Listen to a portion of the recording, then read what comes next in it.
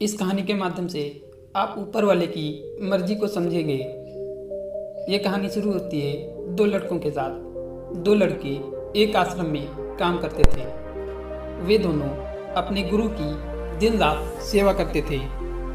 उन दोनों लड़कों में से एक लड़के की बहन की शादी तय हो गई थी।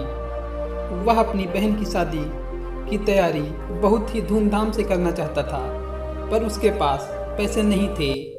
उनकी स्थिति देख उनके गुरु बहुत अच्छे से जानते थे, पर वो भी उनकी मदद नहीं किए। सिवाय जब दोनों लड़के गांव जाने के लिए तैयार हुए तो गुरु ने उन लड़कों को 5 अनार दिए, जिसकी बहन की शादी थी।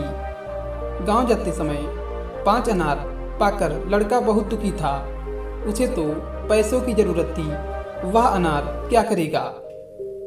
अब उसे अपने गुरु पर बहुत गुस्सा आ रहा था। जब दोनों लड़के गांव की तरफ जा रहे थे तो रास्ते में राजा के सैनिक इस बात की घोषणा कर रहे थे कि क्या किसी के पास अनार है, राजा को इसकी बहुत ज़रूरत है। हमने बहुत प्रयास किया पर हमें इस क्षेत्र में कहीं भी अनार नहीं मिला।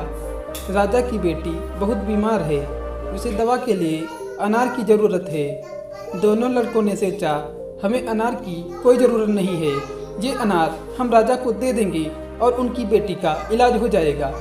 दोनों लड़कों ने अनार होते की बात सैनिक को बताई। सैनिक उन दोनों लड़कों को लेकर राजमहल पहुंचा और लड़कों ने राजा अनार को सौंप दिया। राजा ने उन्हें इसके लिए बहुत सारा इनाम दिया, पैसा, जेवरात और बहुत कुछ। उस लड़के की बहन की शादी बहुत धूमधाम से हो गई।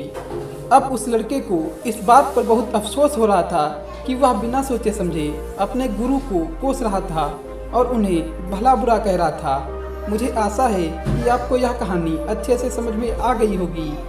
हमें कभी चिंता नहीं करनी चाहिए, हमारी चिंता कोई और कर रहा है। धन्यवाद।